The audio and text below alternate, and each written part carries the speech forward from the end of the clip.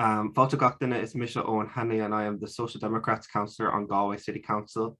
I want to warmly welcome you all today on a cold and blustery evening to this webinar entitled The Spiralling Cost of Christmas. And we have two amazing guests, Joe and Catherine, and all of this is presented by the Left Bank. And if you don't know, the Left Bank is a part of the Social Democrats, and its role is to develop, promote, and discuss concepts of social democracy in 21st century Ireland. And the cost of living and the pressure it puts on individuals and families is really at the core of so many ongoing conversations and discussions that I'm sure we're all a part of in our communities today. Tonight we're going to talk about the cost of Christmas, the impact on families of the rising cost of food, heat and housing, and hear about the deficiencies in the current legislation, as well as the political priorities and what type of change we need to see. So very quickly, some housekeeping. This webinar will be recorded and posted on the Left Bank YouTube channel afterwards. Closed captioning text will be provided live and for the recording. If you have any questions for our guests, please feel free to pop them into our Q&A box, and we'll get to as many as possible after both of our guests have spoken. We are also going to do 2 live Menti questions, which, if our tech help is helping out, should pop on a link in the comment section for you to click on. Those Menti questions will provide all of us live feedback in terms of some of your thoughts in relation to charity around Christmas time. So again, contribute to the Menti questions, which I think will give some interesting feedback on some of the thoughts that you all have. And make sure to give us your questions for the Q&A section afterwards. But we're going to start with our conversation on the cost of living with Catherine Murphy, co-leader of the Social Democrats TD for Kildare North, and I have to say a relentless advocate for quality and affordable standard of living. Catherine? Thanks very much, Owen, and thanks to the Left Bank and the people behind it for organising tonight's event. And obviously, it's a little bit of a relief from the storm to be doing something that isn't tracking weather systems and colour codes and all the rest of it. Obviously delighted to take part, and where this webinar is about a focus on Christmas. People who are budgeting on low incomes, or even those on good incomes with very little disposable income. It's difficult all year round, but I suppose Christmas really is one of those big occasions that really kind of, brings home just how difficult it is to budget on a very tight income. Increasingly, we're seeing people struggle with the cost of living, and a lot of that comes, it's the like of the cost of accommodation. Often having to make choices between things like heating, food very often, and things like clothes and entertainment are just very often not a feature of their budgets. It's the big outlay that I think throws households like that into, a degree of turmoil. Maybe it's the renewal of car insurance. It might be the washing machine breaks down. An event like a communion or a wedding invite or something like that.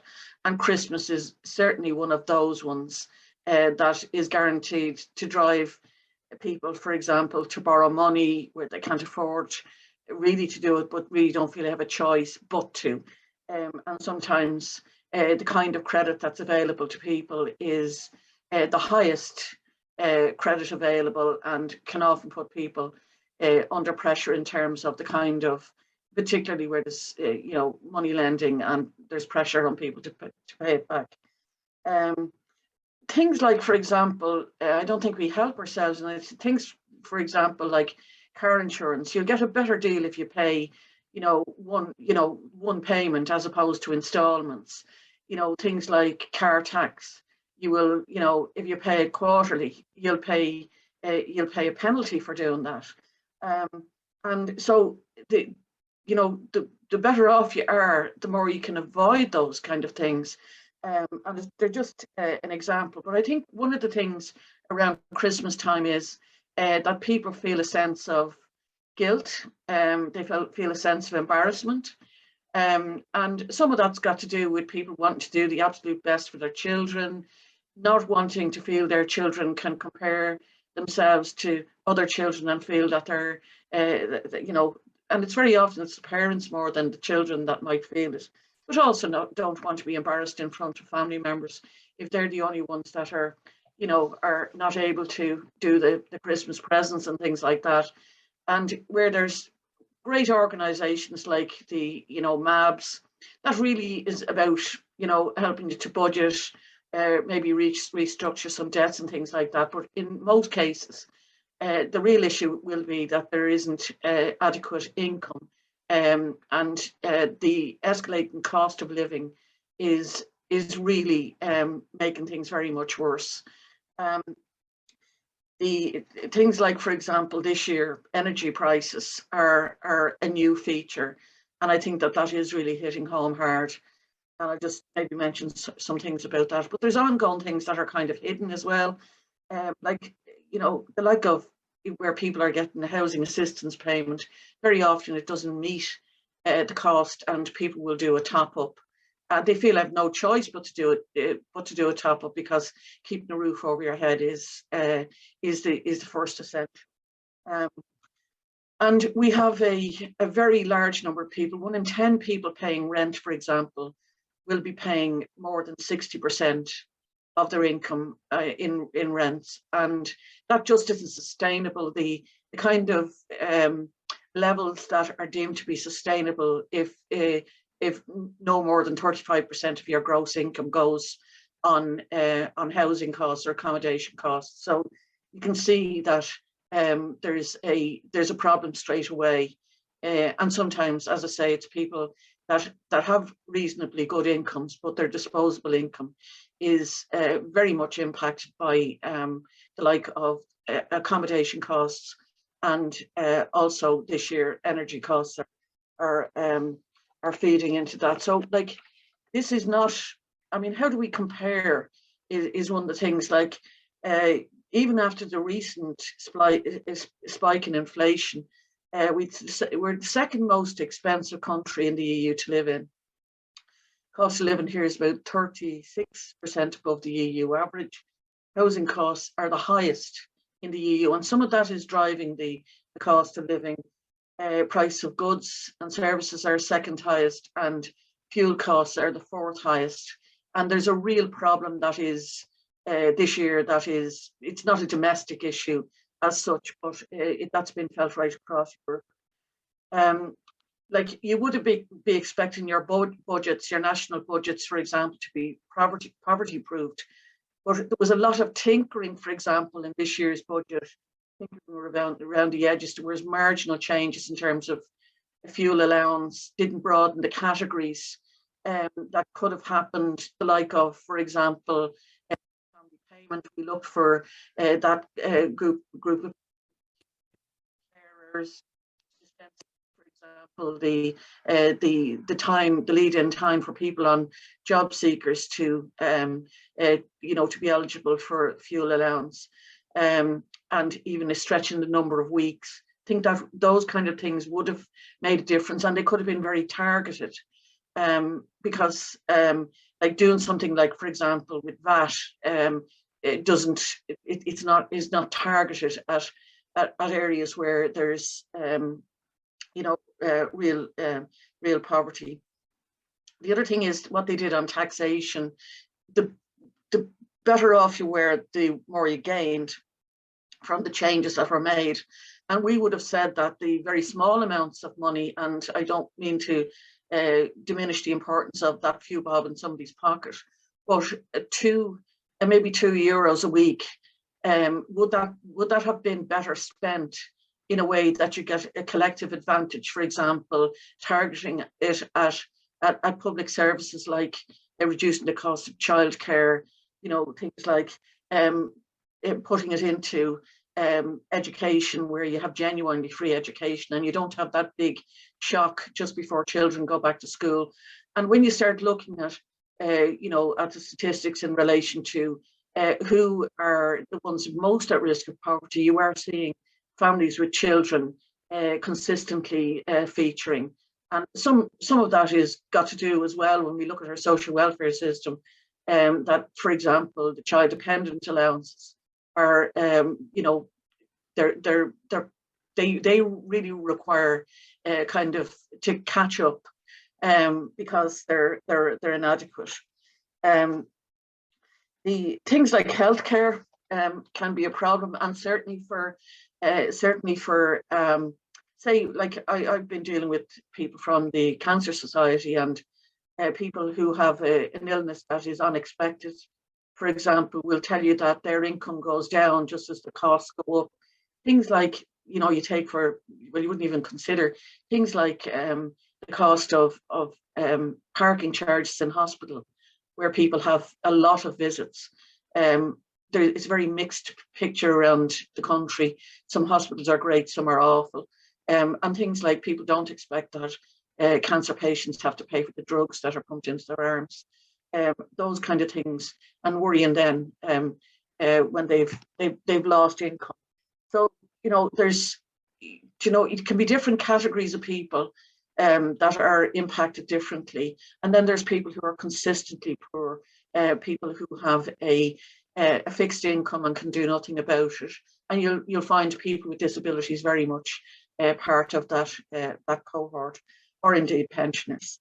The kind of things that we could do, for example, in terms of fuel poverty, is we really have to ring fence the entire amount that is taken in the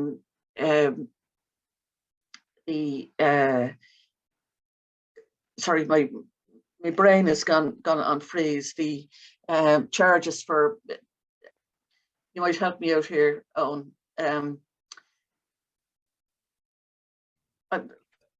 Petrol, is it? No, the or is it the carbon tax? Carbon tax. Why isn't that indelibly marked on my brain? I thought, yeah, maybe you heard it too often.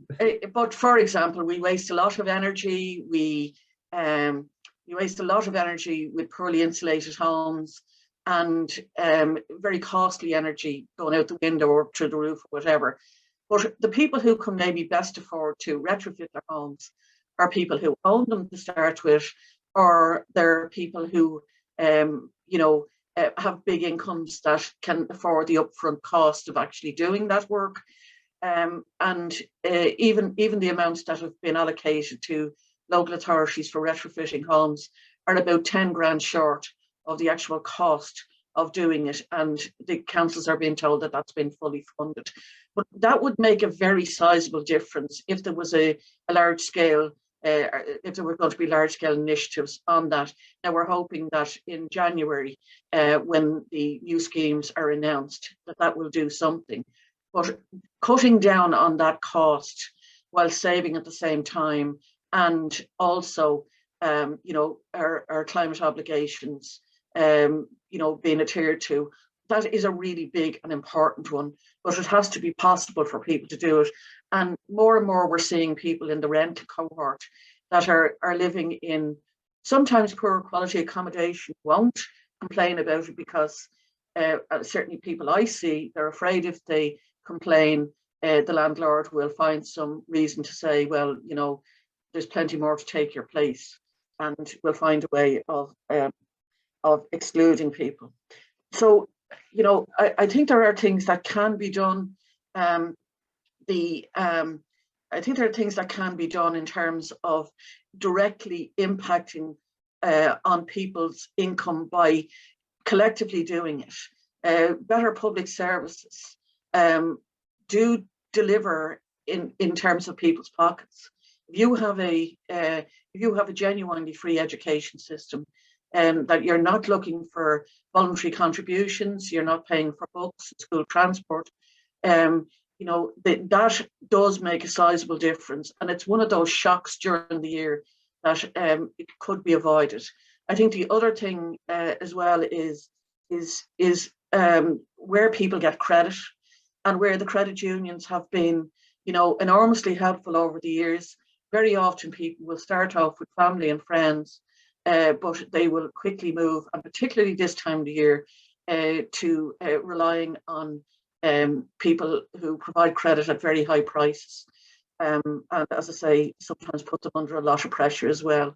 I mean, obviously, the main thing is to eradicate any illegal money lending, but we did see the like of Provident move out of the country this year, or say they were moving. I know they wrote off quite a lot of the debt that was there, but it was very expensive, but not probably as bad as money lending, but it wouldn't be something I would be advocating.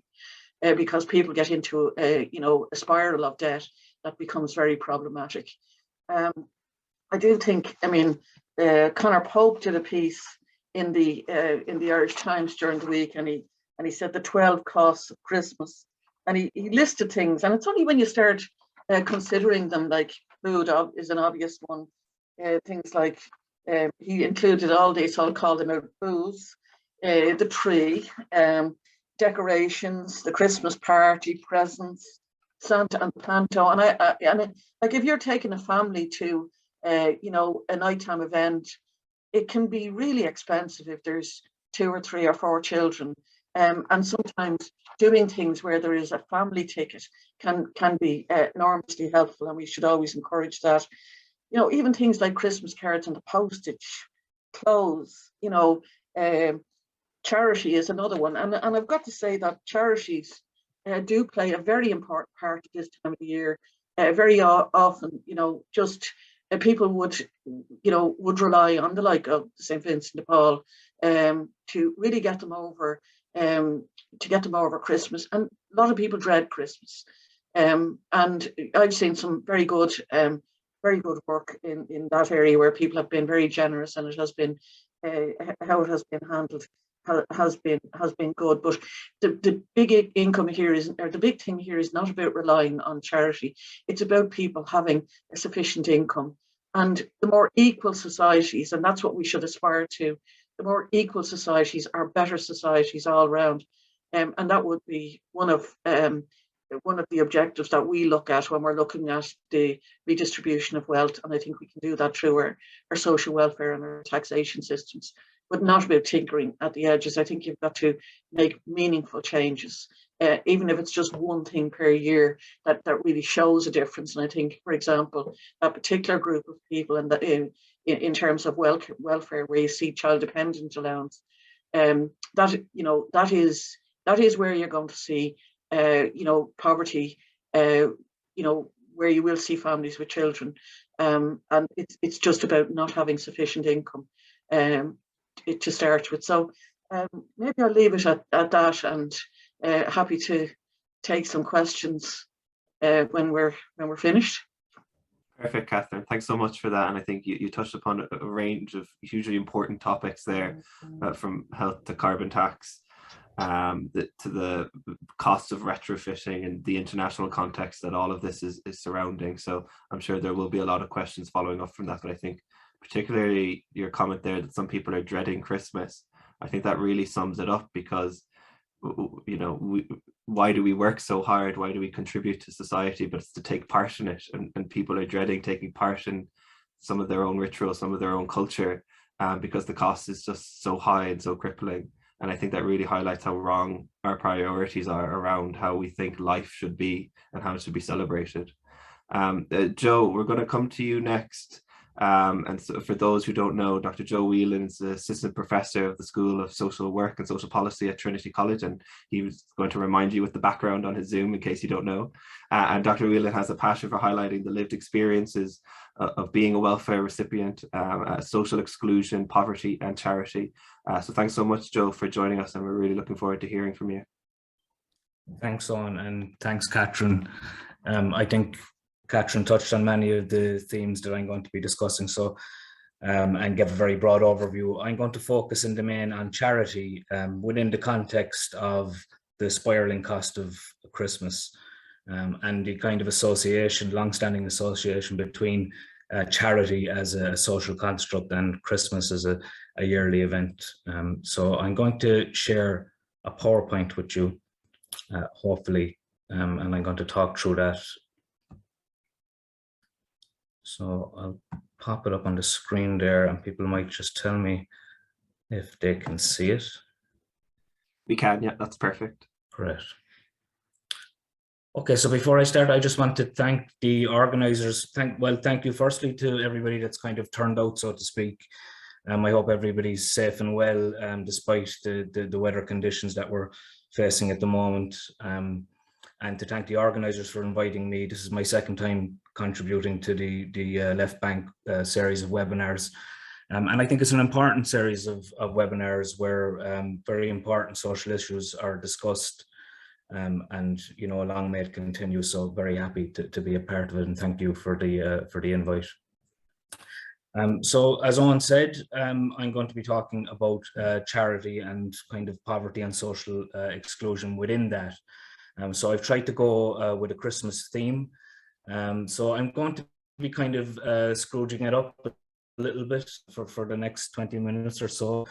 And it'll either be Christmas or bad humbug at the end, and maybe you can make your own minds up about that. But Owen done a very good job of introducing me. My name's Joe Wieland. I'm a new enough addition to the School of Social Work and Social Policy in Trinity. Prior to that, I was in UCC for 5 years. If you want to get in touch with me or learn more about any of my research, you can do so by email. And I'm also on Twitter if you want to have a look there. Although I try to kind of do less of that these days than I've done in the past.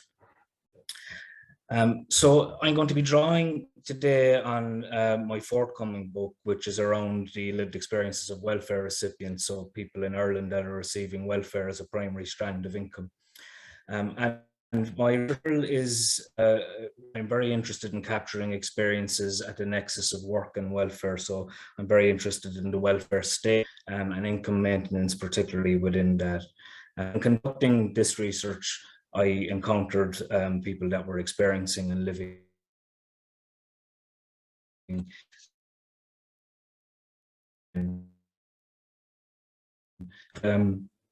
at no time of year is this more true as I begins. So what does this mean? It means that I like to hear from people about their lives. I think it's important that we would honour people's experiences. So that's something that I try to capture in my work. And I feel that lived experience should form part of any holistic evidence base for social policy. So yes, it's important to measure and it's important to have statistics, but it's also important to hear the voices of people who are directly impacted and affected by social policy. And as a scholar, I generally tend to take a critical perspective, which means that I like to problematize things that are largely accepted and to kind of think critically about things that are happening in our society, again, particularly in the area of welfare and the welfare state. So I got a message there on my screen saying my internet connection was a little unstable. So if I drop out at any point, please somebody just let me know and I'll try and reestablish a connection. Okay, so what am I going to talk about this evening? So I'm going to cover kind of three areas. Firstly, I'm going to talk about charity as an integral part of the mixed economy of welfare in Ireland, and I'll explain what I mean by that. And I want to then talk about how this is reflected in discourse and largely accepted as a social norm. So the idea that we just accept charity as part of the social fabric, as part of people's realities. And that this is especially true at Christmas. And of course, this underpins this idea of the spiraling cost of Christmas. And then finally, I'm going to suggest that maybe we need to think a little differently about charity and that this needs to be problematized. Okay, so just on the cost of Christmas, this figure that I got from Retail Ireland suggests that Irish households will each spend €2,690 on average this year. And of course, you know, that's an average number and it only tells you so much. It doesn't really tell you that for some people that's an enormous figure that is going to be widely out of reach, and for others it's not going to be as much of a problem. And that's what an average figure does. So you don't see the fact that there's an enormous amount of social and financial pressure on people. And I think Owen alluded to it earlier when he spoke about people wanting to take part in social practices and their own culture and the social pressure that kind of comes from that. And of course, the financial pressure that comes at this time of year, because many of those social and cultural activities are expensive. They're not cheap, they're not free, and they're certainly not cheap. So, you know, we have an average figure here, but what we don't see is that some households will struggle more than others. And as a result of this, some people will need to seek assistance from charity. And indeed, as Catherine alluded to, sometimes they'll need to get a loan to tide them over. Sometimes they'll have to go to more mainstream or established money lending institutions. Other times they have to go to money lenders with less reputable methods. So, you know, it's something that's very, very prominent at Christmas time. And charity, again, is something that seems to be very prominent at this time of year as well. And often that's in order for people to meet what is the spiraling cost of Christmas. So I think we want to maybe start by kind of saying, well, what is charity? So I think anybody that says the word charity has an inherent or an innate understanding of it. It's not something necessarily that you need to sit down and think about. You just understand it kind of automatically. But it's useful, I think, just to say it out loud, just to unpack it, just to kind of feel what it actually means. So charity then is the act of giving, whether in cash or in kind, to the benefit of those less fortunate or less well off. So that's a, you know, quite a straightforward sentence. I think that's largely probably going to be accepted, but there's a lot going on in that sentence. So what it tells us is it tells us that charity is actually a type of social transfer. And it's a vertical social transfer in that it goes from those who have cash or benefit in kind to give to those who don't, to those who are less fortunate or less well off. So it goes from one group who can afford to give to another group who need to receive for whatever reason. So that's effectively what charity is. It's a type of social transfer. It's something that happens in society amongst and between its members. And in Ireland, charity is a major contributor to a mixed economy of welfare model. So when we think about how people have their needs met in Ireland, it's generally through what we would refer to as the mixed economy of welfare, and charity makes up a very, very big part of that. So I just want to maybe just dwell on that for a moment. So if we think about who provides welfare in the Irish context, and when I say welfare here, I mean it in the broad sense. So I'm talking about things like housing, education, health, income maintenance, and so on.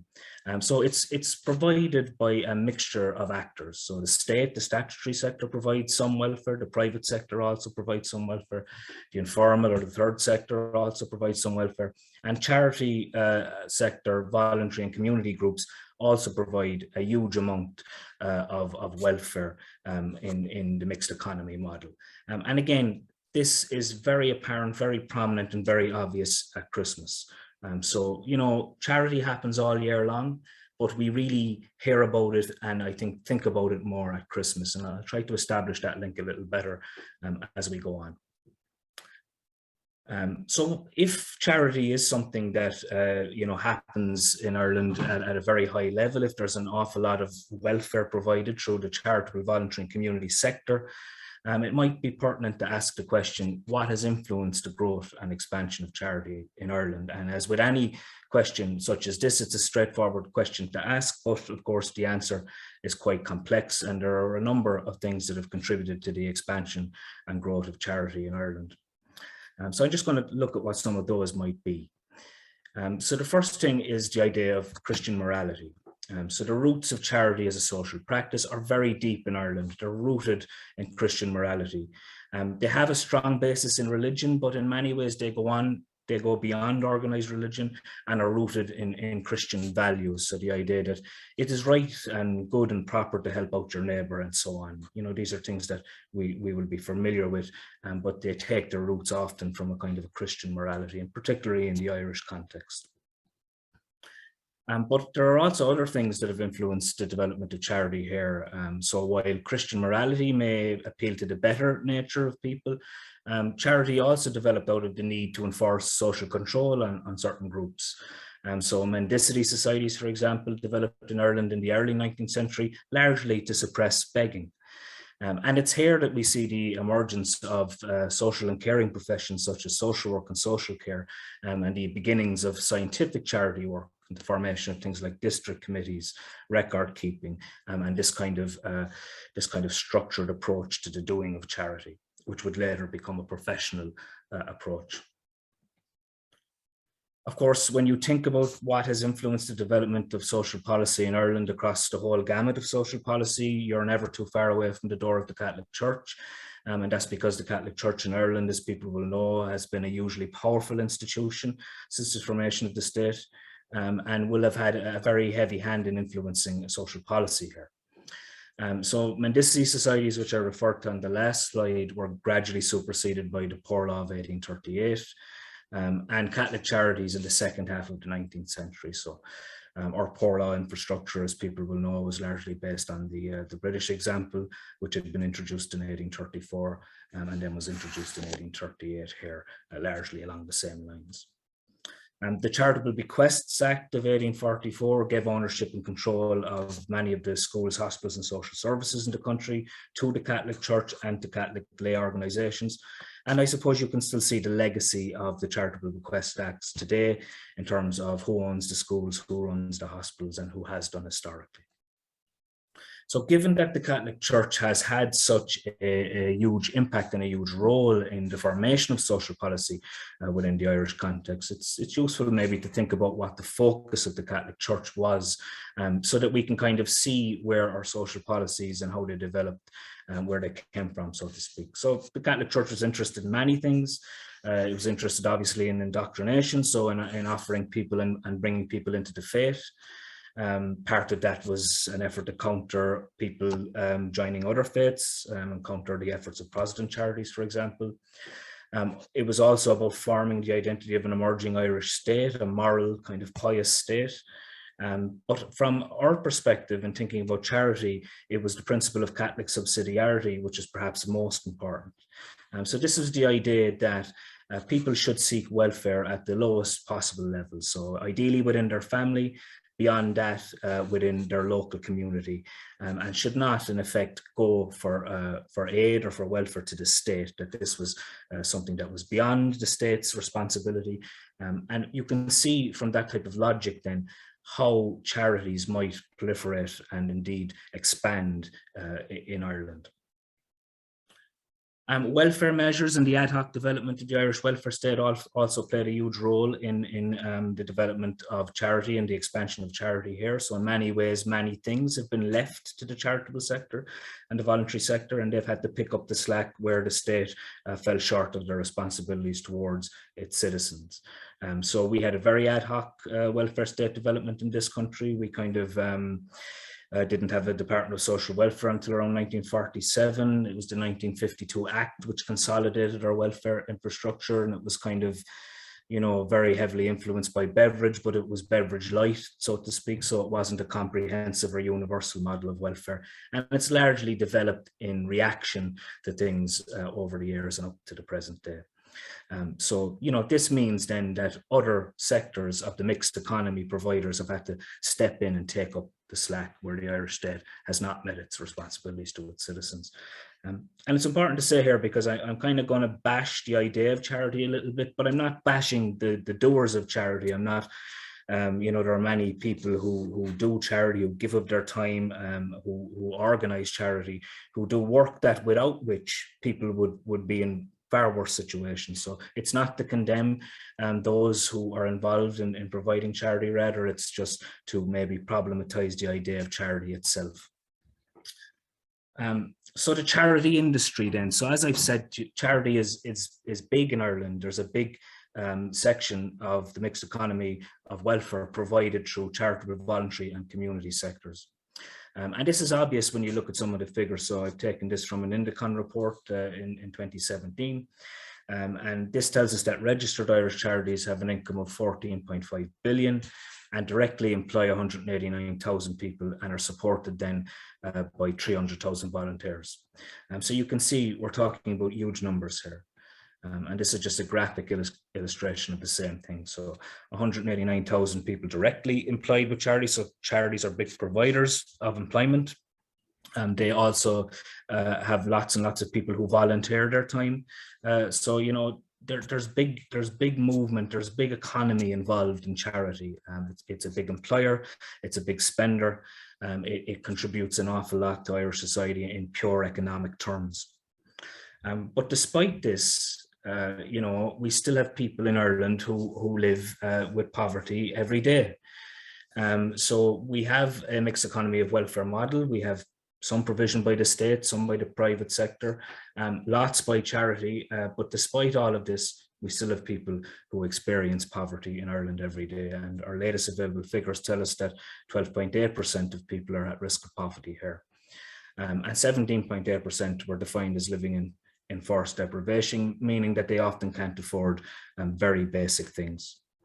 So in Ireland in 2021, some of us face impossible choices, not just at Christmas, but indeed all year round. So I want to just kind of maybe think about that for a moment. When we think about charity and Christmas, I think most people would probably agree that there is an association between the two, that there's this idea of the spirit of Christmas and, you know, giving and all this kind of thing becomes very prominent at Christmas, and you know, people are inclined maybe to think about giving not just to family and loved ones, but beyond that to charity at this time of year more than they would at other times of year. And this has been a long association. I want to draw your attention to some classical literature to kind of demonstrate how long this association has been. So most people, you know, will be very aware of Dickens's A Christmas Carol, of course, a classic Christmas story. Scrooge, who, as we know, was persuaded to change his ways after being visited by 3 apparitions. But before the big change happened, Scrooge was renowned for being mean and miserly, and indeed the name Scrooge is now associated with just those things. So this is just an extract, so two people who have come to collect or seek to collect some donation from Scrooge to help those out who are less fortunate. And it says, "At this festive season of the year, Mr. Scrooge," said the gentleman, taking up a pen, "it is more than usually desirable that we should make some slight provision for the poor and destitute, who suffer greatly at the present time. Many thousands are in want of common necessaries, hundreds of thousands are in want of common comfort, sir."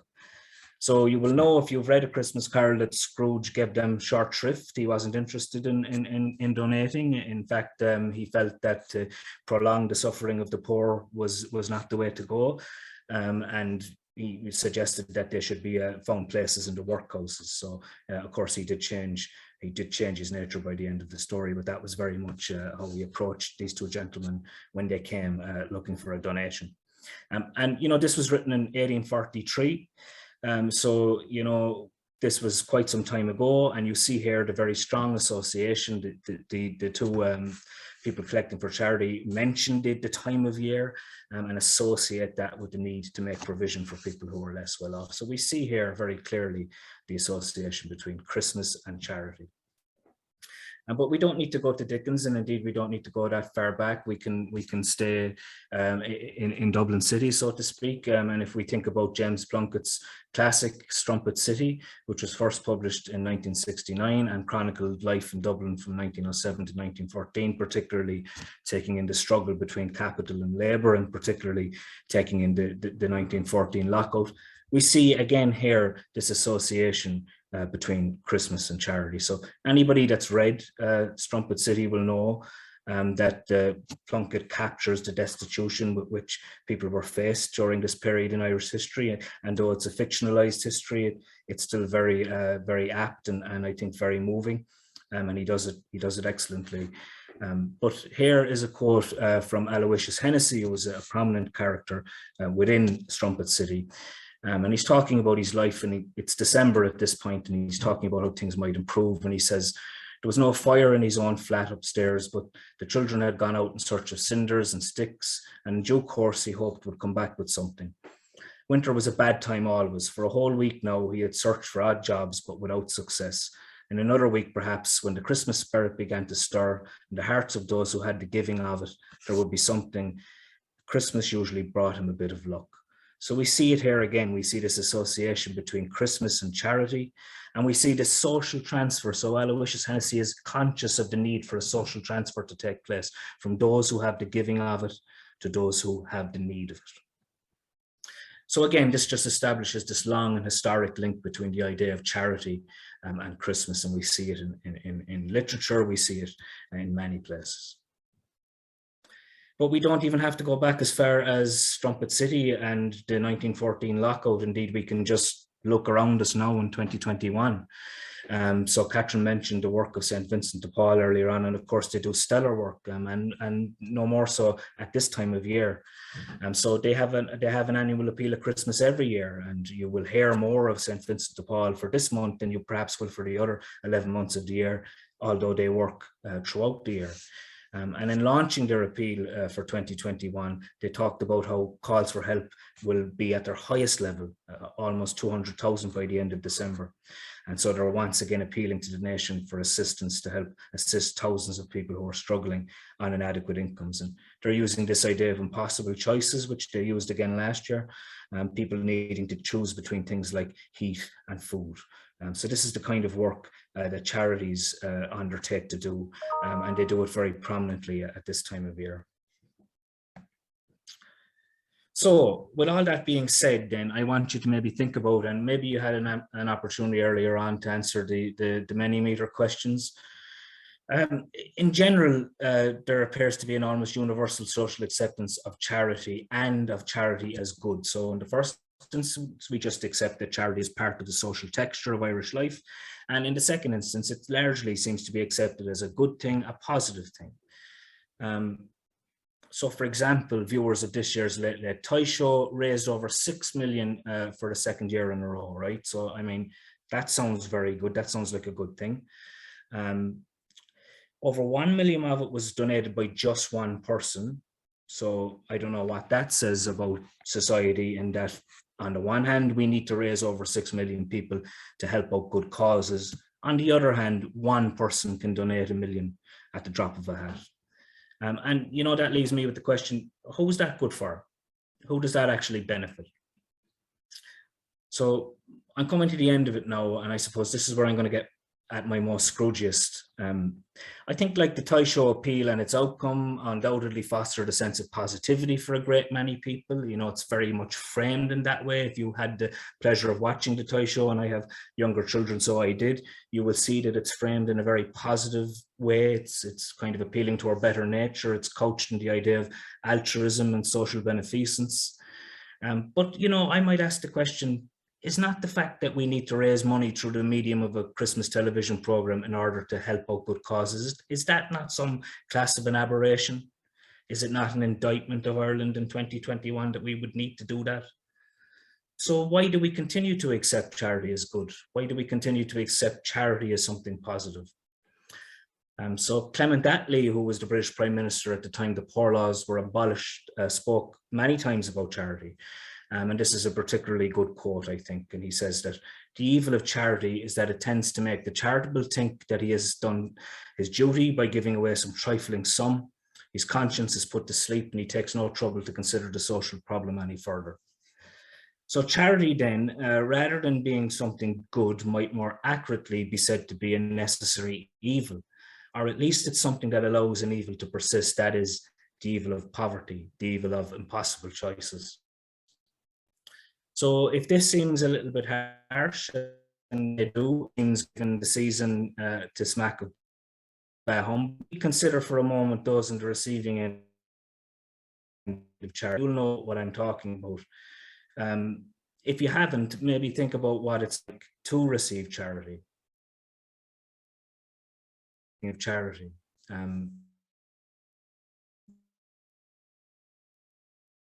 There's no esteem. So on that basis, I ask, would a of a society need for a reliance on charity in the first place? So I leave you with that. Those are my sources. Thank you for listening, and either a Merry Christmas, depending on your inclination. Hope you found it useful. Thanks, Joe. Thanks so much. I think we'll leave the comments to judge whether you're a Scrooge or not. But I think even Scrooge had his redemption, so I wouldn't worry too much about that.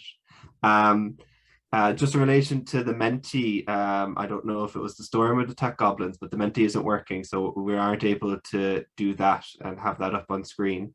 But I suppose what you were trying to highlight, Joe, is maybe how all these issues that you've raised exist and how they compete with the broad support that generally exists in our society for charities and their continued existence at this moment in time. and how do we engage in that conversation, raising the issues that you've raised. So I'm just wondering, before we get to some of the questions that have been submitted by the audience, from your experience, how does engaging service providers of charities go? How do, you know, when you raise these issues, are they also of the same mind of you? Do they also recognize that this is a failure of the state to provide a service, that they're trying to fill a gap? And do we have allies in charity providers? Yeah, you know, obviously I haven't spoken to everybody involved in, but I have spoken to a number of charitable providers, people that work in charities at different levels, from volunteers to people that may be involved in management and so on. And I think in general, there's an acknowledgement by people that do charity that they're stepping in to meet a failure, to meet the failure of the market, the failure of the state, and to cover off a failure on the part of society in general. So there is, in my experience, a general acceptance that, you know, they'd prefer not to have to, you know, to do this work. And, you know, that there's a necessity for the work because of lots of other failures in other quarters. So I think that's kind of the general thing that I've encountered in speaking to the providers of charity. Like, there are exceptions to that. So, you know, there are some people who may take a different view, who may not have the same sort of social justice orientated mindset, and who may argue that there will always be people who will need, and therefore, you know, charity is doing valuable work, as opposed to thinking that maybe if we obliterated the want and the need in the first place, charity would not have to meet that burden. So, you know, it can be mixed, but I think in general, you know, most people involved in charity know that they're a necessary evil, so to speak, you know that they're there because there's a failure in other quarters and they have to step in and meet that burden. I'm wondering what about yourself? Yeah, Catherine, I was just going to bring you in there. Yeah, I mean, there's something like 12,000 charities, and like, when you start stripping that back down, you start looking, that's like primary schools, you know, sports clubs. You know, there's a whole mixture of charities, and that's really only about, if you like, the structure of the organisation, and that they don't have to pay tax and things like that. But when you drill it down, there's many organisations that, if we had a rights-based approach, for example, for example, in the area of disabilities, you wouldn't have a myriad of different charities trying to plug gaps, and it can be very much a postcode lottery where those charities exist. So I think the thing about it is they are most definitely filling a gap that the state should fill in terms of the delivery of services. And that can be very hit and miss. I think the other thing is that, you know, philanthropy is often called charity, where people domicile, very wealthy people will domicile their tax affairs in another jurisdiction, and then will make big donations to things, and people will think, you know, that's great. But taxation is really important, so as you can actually make those social transfers, so as you can deliver those public services. And, you know, I think that's where some of the I would have common cause with some of the points in relation to charity, which is sometimes called philanthropy from that point of view, because though that income would make a sizable difference.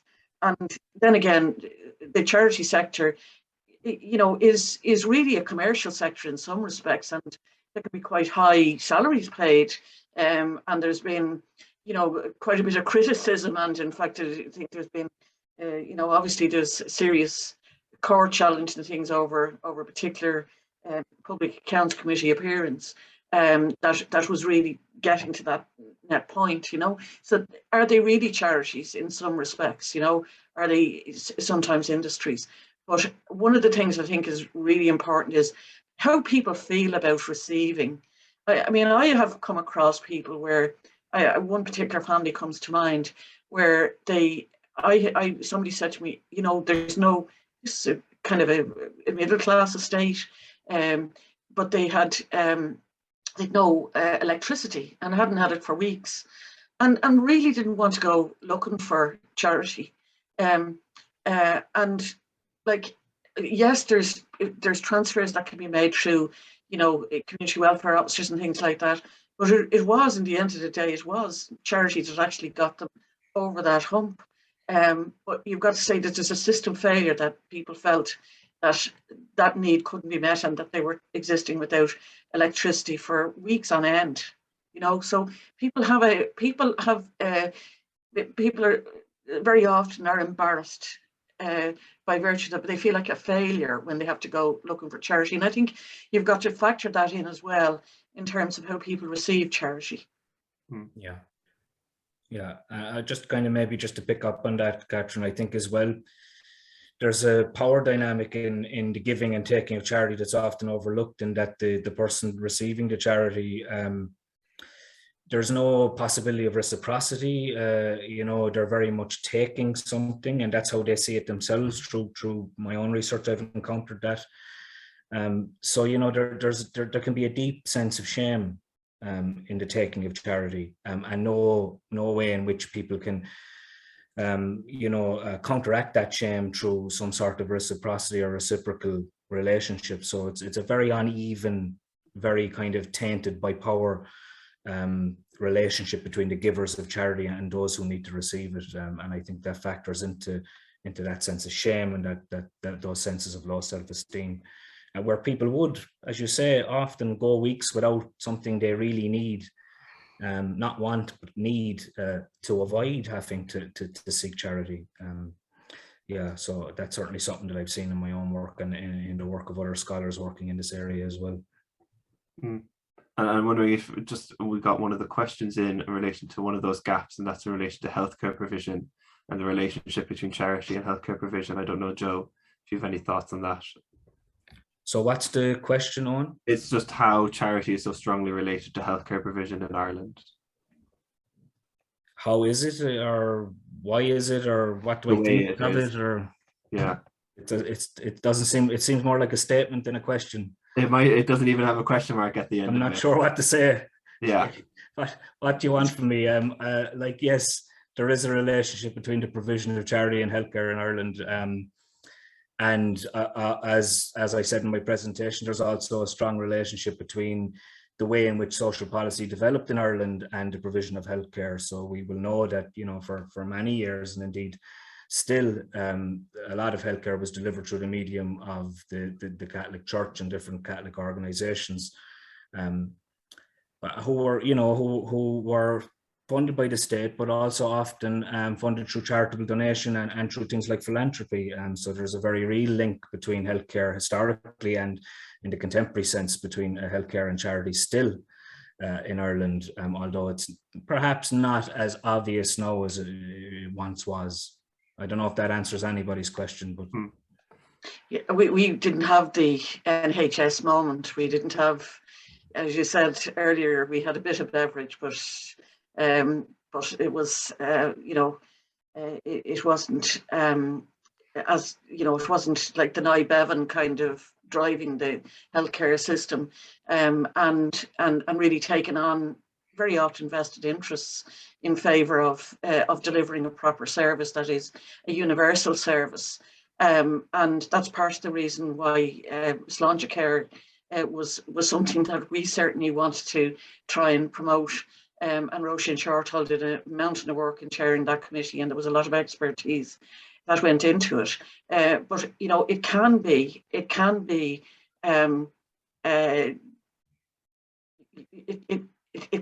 an expense on a household, a really significant expense on a household, and it can cause people to look for charity, which is another side of it. And certainly, what I was saying earlier about people's income going down as their health disimproves with something like, for example, a sudden illness, and I use cancer as an example, you'd find that after, you know, people haven't been able to pay, you're sometimes assessed on what you had the year before, not able to pay, you know, within the 47 days, and then the bill is sent to a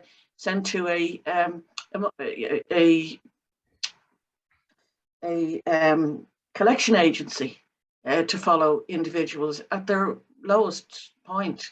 So, you know, a real healthcare system would not have that scenario where people are paying for chemotherapy and the drug, or can't afford to go to the doctor and leave things to the point where the they've actually made a bad situation worse. So it's really important that we do have good public services, and that people don't see public services that are things that are for people who are poor, if you like, or people who can't afford private health cover. I think that those are the kind of policy differences that can make a monumental difference, and create a more equal society as well. And the original questioner has just clarified that they were talking about GoFundMes, and I suppose the advent of people having to fundraise to be able to cover the costs in relation to healthcare. Yeah, I thought actually as Catherine was speaking, that was something that occurred to me. I think Catherine's point about the fact that the need to provide healthcare for yourself, for your family, can often be the driver of needing to then take up charity or seek charity. But yeah, I think it is telling that there's been a proliferation of people who will need some sort of service that's either not available to them in this country or that they can't afford, and you'll see them organising or having organised on their behalf things like Gofundme campaigns, which again are done in the spirit of altruism and done in the spirit of trying to help someone out of a bind that they're in. And people get a great sense of positivity often by contributing to these things. I've contributed to them myself, but again, it tells a story if you think about why that's needed, and why people have to go to those resorts in order to fund basic healthcare for themselves at times, so yeah, I think that's a very good point to the person that asked the question originally. I think that is a new texture to charity, so to speak, the kind of socially organized charity amongst and between people, kind of mutual aid amongst the poor, which is a historical concept but seems to have kind of re-emerged in recent years. And I suppose both of you in your contributions talked about the impact on the individual, and I'm wondering how much do you think this might be, this individual view of the provision of some of these services is driven by government policy, driven by a system where we continuously see cuts to taxes that have marginal impacts for individuals but have significant impacts on the provision of services. And we have one question here from somebody watching that questioning, are there any studies in relation to the impact of government welfare cuts or the lack of reaction or response to the high cost of living on how much more charities need to fill that gap? And I suppose, Catherine, you started touching that in relation to healthcare in relation to cilantro care, but it's much wider than that. Yeah, I mean, there's a book called The Spirit Level that talks about more equal societies being generally healthier. If you start looking at the Nordic countries, for example, where there would be a high level of taxation but good quality public services, they're more equal societies. And you look at people's outcomes, and even in terms of longevity, it impacts. So there's no doubt that there is evidence there that those big gaps between rich and poor actually do have a detrimental impact, from everything from life expectancy to longevity to quality of life. And that's why things like poverty proofing a budget, and doing things like, for example, if you're starting to talk about putting more money in people's pockets, it's how you do that.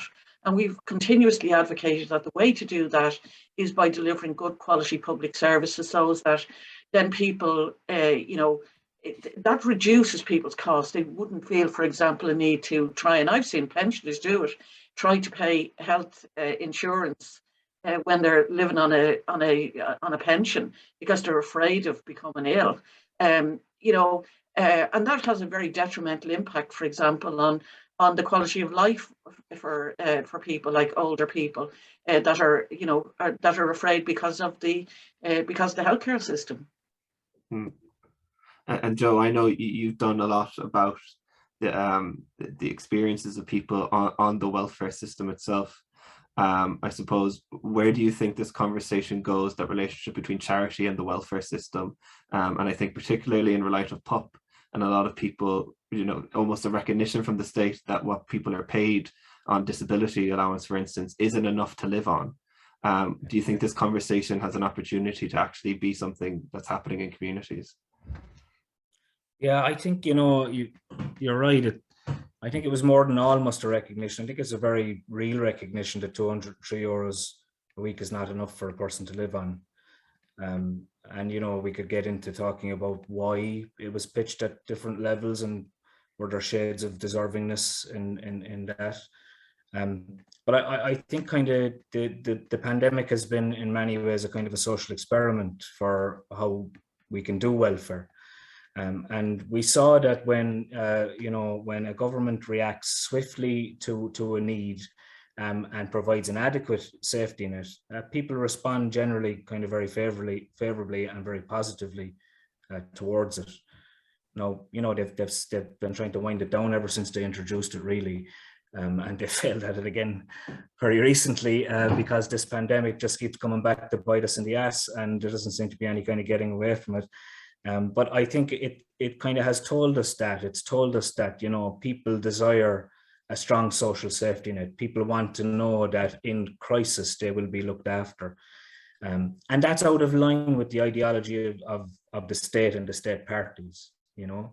That's something that, you know, is leaning much more towards a social democratic vision, as opposed to a kind of a market-driven capitalist vision of the market will look after everybody eventually. But I think, you know, there's been evidence of a strong desire for a more social democratic vision of welfare, something perhaps not dissimilar to the Nordic model that Catherine referred to, particularly when it was at its heyday. I mean, even that's been retrenched somewhat now, but, you know, when it was at its heyday, it did deliver better outcomes for people, and people in a more equal society do better in general, you know, and that has to be premised on a more social democratic vision of how we do welfare in the broad sense and in the narrow sense. I don't know if I answered your question, Owen, but no, I think you did. And maybe just Catherine, maybe just to give you the final question to finish up on that is in relation to, we obviously have this ad hoc system now. That's the reality we have. So what does political change in this regard, you know, really look like? We have a lot of questions here about, like, what is the state saving in what, as charities provide these services? But that might be a very narrow definition of saving financial money when it comes to how we view the state and people and that interaction. Yeah, I mean, just one particular point that I think is in relation to the level that it was pitched at, or the actual rate for particularly people with disabilities. There is also strong evidence that, in fact, that there is additional costs in, you know, with cohorts of society. For example, you'd see it with people would have greater needs, for example, for heating in a home if there's somebody sick or somebody who's incapacitated. That isn't taken into consideration in terms of even a differential. And we have had no difficulty with the state stepping in very grandiose ways, and we saw it 10 or 11 years ago when we as we socialised the debts of the banks. But I think there's I think it's there's an awful lot of tinkering, like there's an awful lot of tinkering around the edges, and it comes down to a budgetary it comes down to a budgetary kind of decision. And I think very often there's a wider approach needed to that, where we have a longer look and we actually deliberately go after things. And like that's what we'd advocate. I think it would be difficult enough to, in one budget, to increase the amounts. But for example, the living wage is something that is something that we should be strongly advocating for. I think people at work, if you're looking at free collective bargaining, it certainly brings up amounts. If you're starting to look at things like precarious work, where people don't know from week to week what their income is going to be.